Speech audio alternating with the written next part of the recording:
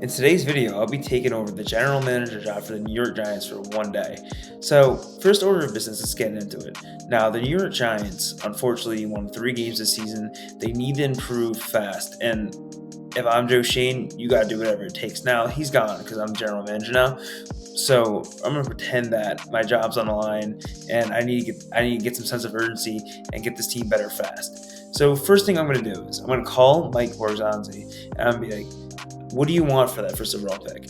Now, there's been rumors that the Titans are willing to move on Harold Landry in a trade for the first overall pick to get off that $20 million cap hit.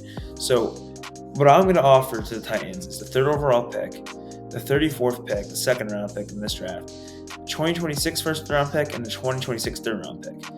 And we also get Harold Landry in the first overall pick in this deal. Now, you might be thinking, okay, Harold Landry, he's a solid player, but that cap hit's about $21 million. At this point, you do whatever it takes to get done. And now, as we get to the next part, we're going to be talking about how we're able to create that cap space for them. So the Giants only have about $49 million cap space right now. I'll put it on the screen right here. It's a lot. It's a good amount of money, but it's not a lot to improve a team that's just won 3 games. So what we're going to do is restructure Andrew Thomas, Ryan Burns, Bobby Okereke, and we're going to cut Notice Roaches and Graham Gano.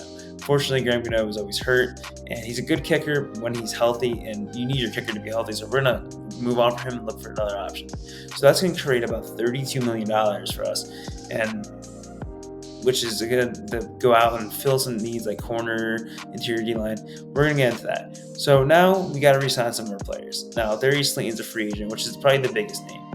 And we're going to move on from him. We tried to get something done with him around $6.5 million, but he didn't like that. So we're going to move on from him. We're going to re-sign Jamie Gillen for a 2-year, $2.5 million season, which is a total of $5 million. He probably had his best year as a punter this year, and I think he can keep developing into a good punter, so we're going to stick with him. Now, the next guy we're going to resign is Keir Smith-Morset. Now, he was kind of like a guy that came a little later because Gunnar Olszewski had got hurt in training camp. He was supposed to be the returner, but Smith-Morset has showed promise at the position. He had a return touchdown this year. He had a punt return touchdown that got called back, unfortunately. So we're going to stick with him. He showed promise. He did not turn the ball over as a returner. I like him a lot. He's going to stay. 1 year, $3 million. That's done. So now we're going to free agency. $76 million to spend. Now, that's a good amount of money to go and fill some positions. But first, we need to address our quarterback. We only got Tommy DeVito on the roster as the only active quarterback. That's not going to cut it. So we're going to go call the New York Jets, and we're going to offer them because they're moving on from Aaron Rodgers. It's been confirmed. So they're either going to cut him or try to trade him. We're going to offer them a 2025 fourth-round pick. Now, we're going to acquire Aaron Rodgers. We're going to take on that cap hit, which is about $21 million, and we're going to be left around $52.83491 million cap space. So boom, that's done. We got our quarterback, veteran quarterback. We got the first overall pick. He's gonna mentor that quarterback, whoever it is. We don't know yet. So we're gonna get into free agency. First thing I'm doing, I'm addressing one of the worst positions of the New York Giants over the last 10 years, and that's offensive line. We got Jermaine Illuminor, John Runny, and John Michael Schmitz, and Andrew Thomas. So we've already got some improvements at the position, but we need something else. We need a good veteran guard that is at least above average. So we're going to call Kevin Zeitler, former Giant, and we're going to offer him a 1-year, $10 million deal. He's going to accept that, and he's a New York Giant again. So we got our offensive line set for next year. Evan Neal, unfortunately, hasn't shown enough that he could start at a guard or tackle position. Even though he has not been tried at guard, he hasn't really shown any promise at the tackle position. So we're not going to try him there. We're going to move on from him, have him as a depth piece for now, and see what we can get from him. Now, the next thing we need to do, our secondary, probably one of the worst in the league. We're in a division with A.J. Brown, Terry McLaurin, Devontae Smith, C.D. Lamb. We need to go get our guy in corner. Byron Murphy had his best year as a pro. He was a Pro Bowler this year, first time in his career. We're going to offer him a 3-year, $57 million deal, $19 million cap hit. He's going to accept that. He's on the Giants. I think this gives you your number one corner. You got a guy outside of Banks. Banks might have a better year because he's not really a number one corner. Maybe he can develop into that. Maybe he'll have better success against guys that are like the number 2 option.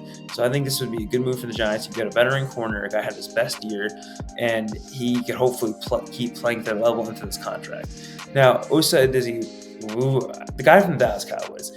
We're going to call him Osa. I'm going to put his name on the screen. I cannot pronounce this guy's name. He had his best year as a pro, 4.5 sacks, 23 quarterback hits. The guy is a monster, and Dexter Lawrence needs help. Big problem with the Giants last year is Dexter Lawrence would get double teamed. The run game would just be wide open, and he had no help. There's no other guys out there to help him. We lost Leonard Williams, replaced the kind of Brian Burns a little bit. Brian Burns is not an interior guy. So we need to fix that. We're going to sign him for 3 years, $52.9 million, and annually $17.5 million cap hit a season, which I think this makes the Giants defensive line a unit. This, you got the depth on the outside with Landry, Thibodeau, and you got Brian Burns. So those are your 3 main edge rushers. And then you got Osa and Dexter Lawrence. I think that's a monster D-line. And it's only going to get better with the linebackers. You got a new corner. This defense is going to be way better than last year. It's definitely going to be a lot better with these signings. Now, sort of like, all right, we're a kicker for Aaron Rodgers. We're going to sign Allen Lazard for a 1 year, $5 million deal. Allen Lazard has not been that great with the Jets. He had some drop issues, but to make Aaron Rodgers a little more comfortable, we're going to bring in his old pal from Green Bay and New York, the Jets. And we're going to give him a 1 year, $5 million deal. And then we need to address our kicker position, which is we're going to sign Younghoe Koo, 2 years, $8 million total, $4 million cap hit. So it leaves us with $1.3 million in cap space, which you might be thinking, all right, we blew that all out. Well, we're not in the situation where we're in negative cap space. We're going to have more money next year. We'll probably have around $40 million next year. So it's not like we're in a bad spot for next year. Like what Dave Gettleman did, just trying to put everything all at once because his job was on the line. We're going to hope we can be a good enough team with a rookie quarterback and improve. Hopefully playoffs probably won't happen. Definitely, maybe not. But we're going to hope that we're an improvement because how much worse can you get? So now we're getting into the draft. We made all those big moves, got corner, we got quarterback. We did things that we've needed to do to fill the position in need. Now, the draft's going to be a little bit of a sweetener to those positions. First pick, we're going Cam Ward. I think he's the best quarterback in the draft. I think he has the best tools. Now, some might say this quarterback class is weak. We should wait a year, trade back, acquire picks for next year, get Arch Manning. But when your job's on the line, go get your guy. If you believe this is your guy, give whatever it takes to get him. First round pick won't matter if he's the next generation superstar. So give that up, get Cam Ward. Boom, he's a New York Giant. So then the next pick, because we don't have a second round pick, will be in the third round. Somehow Maxwell Harrison fell here in the mock draft simulator. We're going to pick him. I know we just signed Byron Murphy, but I feel like this guy could possibly, if Deonte Banks isn't good because he showed regression, can outbeat him potentially one day for a starting job. And hopefully Deonte Banks plays good. If not, he'll be a really good rotation corner in a weak secondary. So when we get that as help, and he could try to maybe play some safety a little bit, see if he can develop there. I don't know, but I think it would be good to get him in that secondary. He runs a 4.28 speed, really good closing speed. Really just a really good player, and he knows a little bit of Andrew Phillips, so it could help too. And the next pick in the fourth round, we're going to go Latham Ransom, a safety out of Ohio State. We need to address the safety room. We did not do it in free agency. We lost Jason Pinnock, so we need to go and get another safety. So now, boom, improve the safety room. Now, the next pick somehow fell here too, Cam Scatterbo. Now, he's only 5'10", but this guy breaks tackles like crazy. Now, this would be a really good compliment to the running back room with Tyrone Tracy and Devin Singletary. So you got Cam Scatterbo, Tyrone Tracy, and Devin Singletary, guys that can do everything. So I think this would be a perfect fit in the Giants running back room. And now, this guy, I think is a big sleeper pick. The next fifth round pick, Nick Nash. He was a Triple Crown winner college football this year. He somehow did not win the Blitnikoff Award. Somehow it was Travis Hunter, but he should have won it this year. And he's not really thought of to be that high of a pick because he went to San Jose State. So I could believe I feel like this could be like a Puka Nacua type pick, a guy that could outperform his draft stock. So I think Nick Nash would be a really nice fit in the receiver room. We didn't really get a big name in free agency. We didn't really draft one high. So I think Nick Nash should be a good acquisition. Now, the last pick, we traded two sevenths and later in this year's draft, 2025, with Dallas to trade out for the fifth round pick and select guard Tyler Cooper from Minnesota. I think he could be a good developmental player. He's only played 21 games at guard in his college career. You can even try him to tackle a little bit. I think he could just be a really good depth piece for this team, and I think it's something they really need. So I think that just fills the depth of their lineup. So that's about it for the draft. Now this team, here's the I want to put the roster on screen. You got quarterback and Aaron Rodgers, Cam Ward, Tommy DeVito. running back Tyrone Tracy, Cam Scatterbo, Devin Singletary, tight end Theo Johnson, Daniel Bellinger, and Greg Dulcich, because they picked them off waivers last year, so they still got him for another year. And then receivers Malik Neighbors, Alan Lazard, Wanda Robinson, Nick Nash, Akira Smith-Marset, Bryce Ford-Wheaton. And then offensive line, I think it's pretty decent, pretty solid, good depth. I think the only thing that kind of lacks is a backup tackle. Hopefully, Evan Neal can improve enough to be a backup tackle, because last year he showed that he could not do that. So we're hoping that he could improve this year.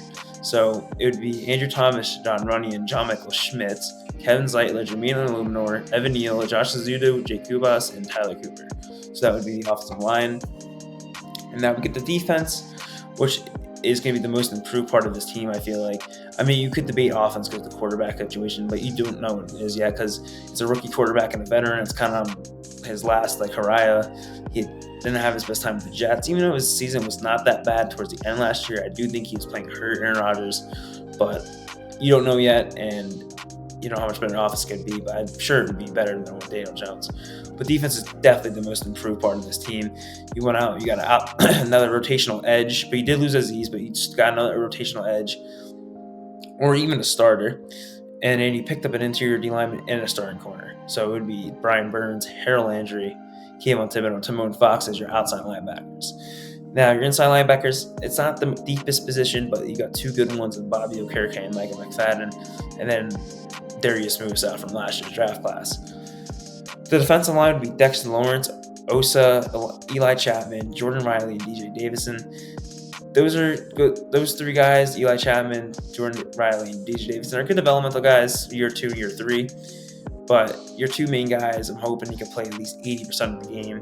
If not, then you substitute Eli Chapman and Jordan Riley in a little bit. Showed some improvement last year. And then your safeties, Tyler Nubin, Dave Belton, Latham Ransom, and Anthony Johnson Jr. Cornerback Byron Murphy, your big, probably your biggest free agency pickup this year. Deontay Banks, Drew Phillips, Cordell Flott, Maxwell Harrison, and Trey Hawkins. So that is your team for 2026. And my projection for this team will probably be about 7 to 10. At most, probably 10 wins. But I see 7 to 10 as the most realistic, as you won 3 games this year. You can't really expect too much, as it has happened recently, like the Commanders, the Giants that one year, that they overachieved and made the playoffs, won a playoff game. But I'm not going to go with too crazy expectations. I'm going to go with 7 wins. Your team won 3 games this year. It's hard not to improve. So I'm hoping that this could be enough to improve the team and kind of save your job, show some development, be competitive with the good teams. So let's hope that this team could be the future of the Giants. And let's hope this team can finally start winning some football games. But that's my day as the New York Giants general manager. And I hope you guys like this video. If you want me to do another team, let me know in the comments below. And I'll see you guys in the next one.